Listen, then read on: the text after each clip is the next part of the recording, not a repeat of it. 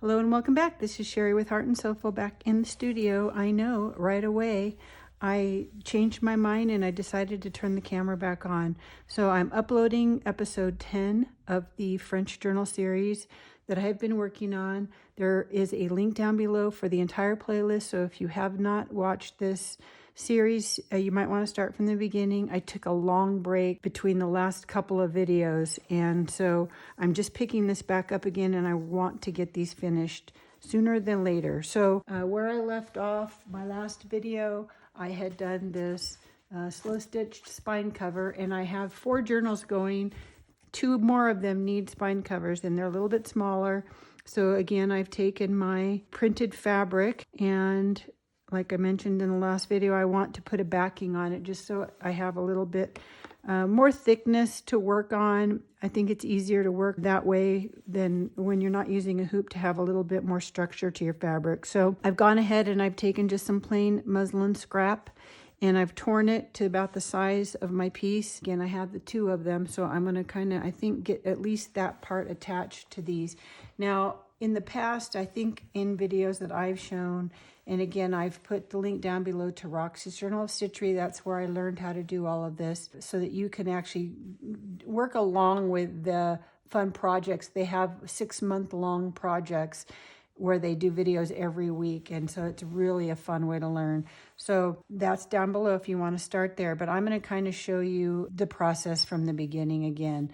And I think I did this in the last piece, but I kind of didn't do a lot of stitching on camera, so I probably won't do the whole thing, obviously, because I like to work on these in the evening, but I'm going to at least get this one started so you can kind of see where to go. I don't know how much little patches and stuff that I'm going to do on this particular piece, maybe on the other one a little more, but I want to go ahead and at least get this attached.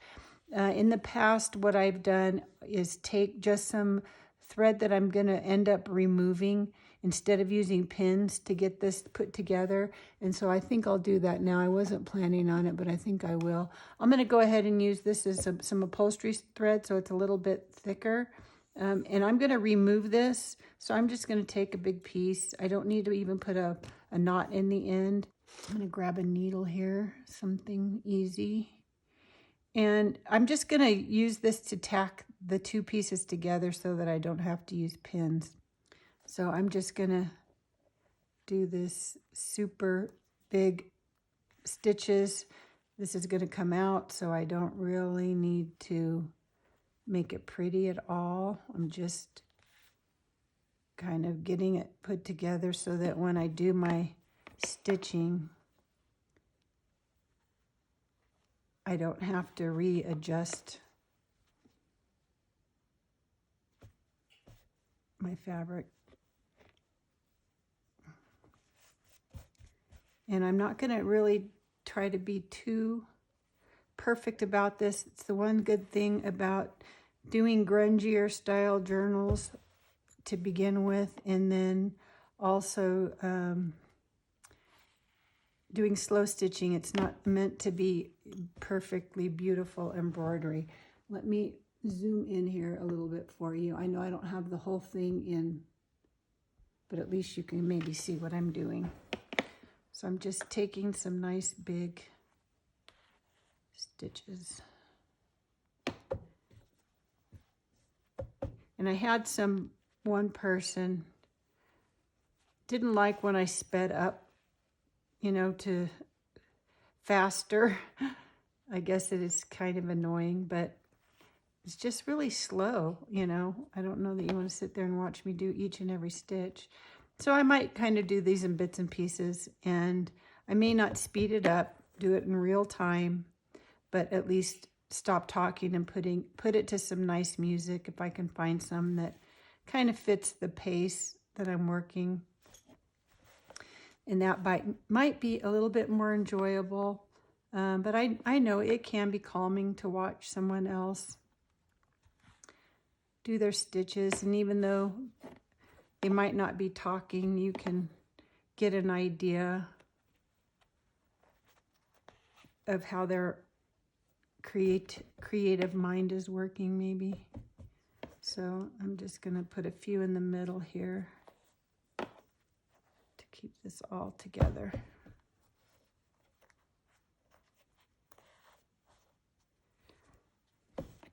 And I've got kind of my mess of threads here. I'll maybe clean that up in a second from the previous one. Because these are similar, I may want to use those threads. I know I'm going to want to use some different ones too, but I haven't put those away because I think some of the colors may work in this one too. So just maybe a couple more.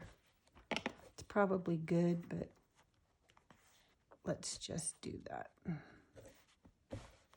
So that's kind of attached so that instead of using pins, and then I can use this one. Oops. I may need more, but I'll put that one aside and grab this one real quick and do the same kind of thing. Because I think I might, I want to get these both done. And so I might kind of work on them simultaneously, because sometimes you work on one thing and then you kind of get stuck just to switch it up and grab another piece, or maybe I'm working with one color of thread and I have it going on both of these pieces. That way I can kind of I'll feel like I'm getting them finished quicker, I think, if I work on them both at the same time. So just do the same thing again here. I know I have a little more peeking around the edges of this, but that's okay. I may add lace or something to it. I don't know. And that's kind of the fun thing about these, is they sort of evolve as you go. I don't always have a plan in my head.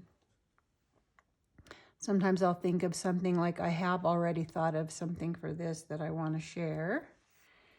And since I don't really want to do those leaves again the same way that I did in the other one. I mean, I think they look nice, but it wasn't my favorite thing to do. I don't mind doing a little satin stitch here and there, but I'm not one that likes to do any one thing over and over and over again. I know that's how you get good at things, and I really admire all the creative people out there who are really experts at the thing that they do. You get really good at it when you do that. You're doing it a lot and practicing, and it's all fresh in your mind. And I mean, you evolve, obviously. Every piece is unique and that sort of thing. But, and I don't want to say I get bored with something. My husband says that sometimes. He thinks because I switch it up, it's because I get bored. I don't feel like that at all. I feel like I just like to do a lot of different things and learn a lot of different things. So I don't really consider it getting bored. It's funny because my daughter-in-law and I are both that way. And I don't always meet a lot of people that way, I guess. Maybe not everybody is, but I know I am, and I know she is, and that's probably why one of the things we understand about each other. So I have my two pieces with my basting stitches, and then I want to go in and really get those attached. And there's a couple of ways you can do it. You can do it with stitches that show, that are part of your decoration, and you can do it with stitches that don't show, that are more of like a little blind stitch thing. So I can use part of, let's just put this one aside for now. I can use maybe part of the design is part of what holds my stitching down. I had mentioned in the previous video maybe doing kantha stitch on this to do the holding down, putting these two pieces together, the holding down part that you intentionally see. I'm rethinking that a little bit. I like the idea of maybe using kind of this green background. I could use something very contrasty, but I'm thinking using something closer to the green background and do that kantha stitch in this part.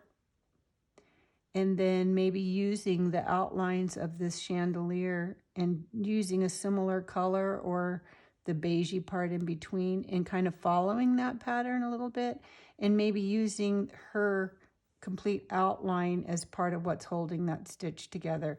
And then maybe just some kind of a decorative line here in here in this corner. So that's kind of what I'm thinking. So let's see. I always take the thing that I know I want to do for sure. So I'm going to call it this kantha stitch on this side.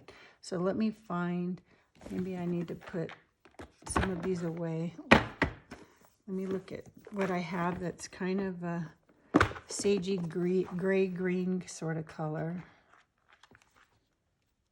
And that might be nice. Do I have a gray? That's very silver. But I'm thinking since I don't have a ton of colors, this might be the closest thing. I don't want it to be too contrasty, so I kind of like that. So I might clean up my mess here. Okay, we're going to use this one. And the other thing you can do, oh, I have a piece already off, so I don't need that anymore. So you can change your design also, make it stand out more depending on how many threads that you use. And because I want this to kind of stay in the background, I'm going to just use one. A lot of times I'll use 2 or 3, or, you know, you can use any number that you want. But this is kind of going to just be my little basting decorative stitch that's going to hold these together. So I'm going to just use one. Use the knot my grandma taught me, the little knot at the end.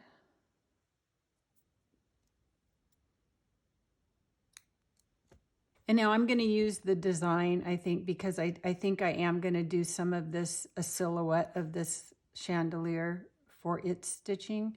So I'm going to start where it breaks here. And I'll start from the back. And I'm just going to do a really... Am I in frame for you? Oh, no, I'm not. So I'm just going to pull it up from the back. And then I'm just going to kind of do a running stitch.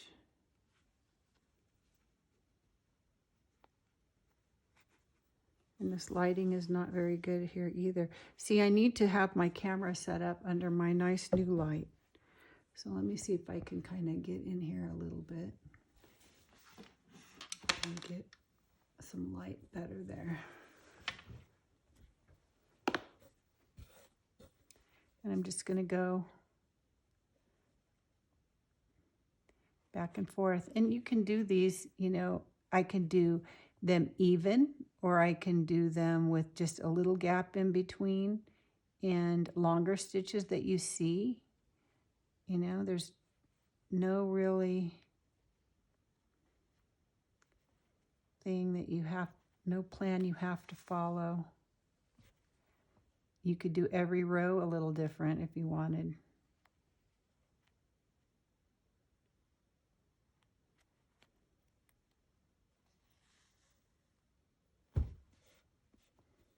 And then I want to end up in the back so that when I come down to my next row, you won't see any stitches this direction.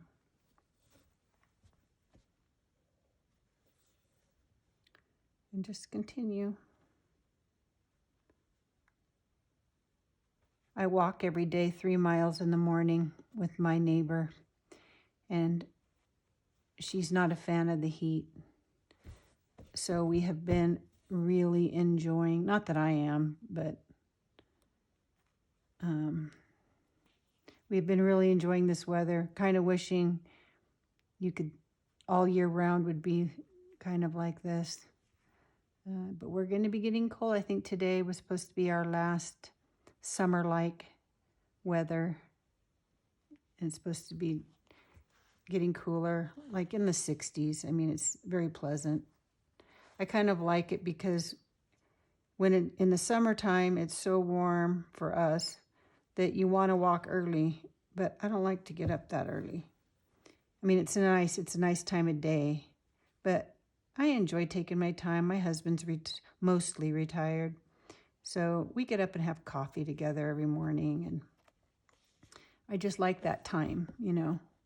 So I don't like to have to walk too early. This time of year, we can walk late morning and it's fine.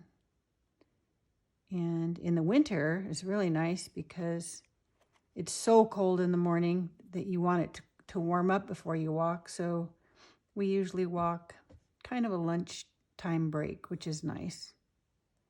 Midday gets you out moving around, you know, when you've been maybe sitting or standing or whatever you've been doing all day.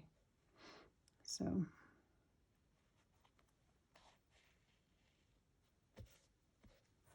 but we're getting all the fall color. I really like that.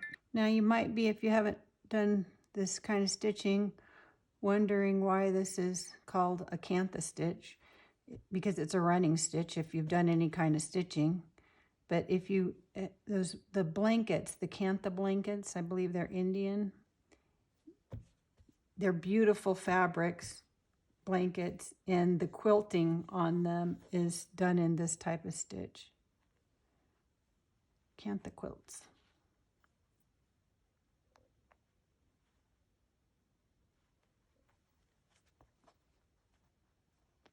The other thing you can do is you can change your direction. So like I've been going straight across. I could get to a point if I want for interest and make it go the other direction over here if I want. I might do that when I get to a certain spot. I'm in frame still. I left off here.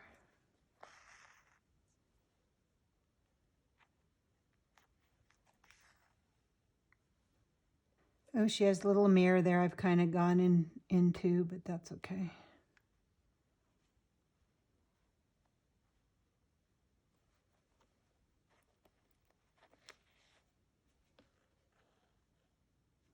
Maybe I'll make it a flower she's holding in her hand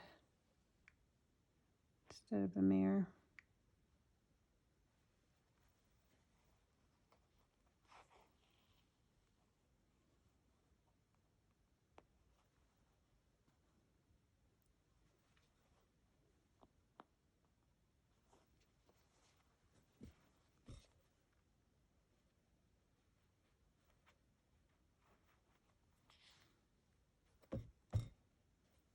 I kind of like how I'm getting a little wonky in here.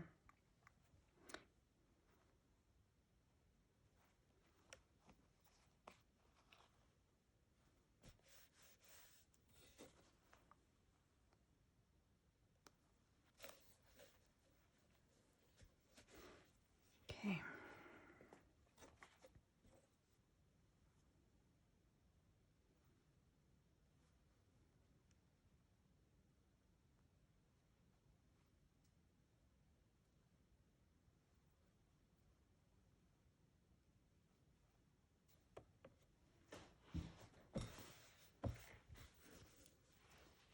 Okay, so I have my kantha stitch finished. So it's a decorative part of that back wallpaper. And I like that. It's, you know, you can see from a distance, it's subtle, but it gives you another texture to that area.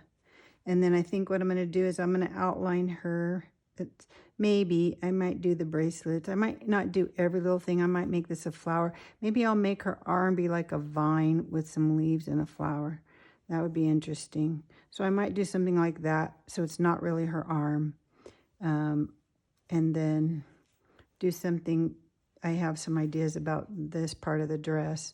But I'm thinking about doing the chandelier-ish portion. My basting is coming out. Doing this kind of just the outlines of this chandelier in some way.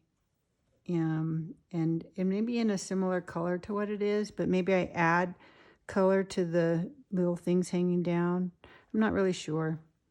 But I think I'll do just this in some kind of decorative stitch, maybe in a color, maybe a feather stitch or something like that here and here. I think I might like that. So I'll play around with that. Maybe I'll work on that tonight. And then next video, I'll show you where I'm at and the idea. Kind of get this at least tacked down better and then go from there. So have a great rest of your day. Go make something. Bye.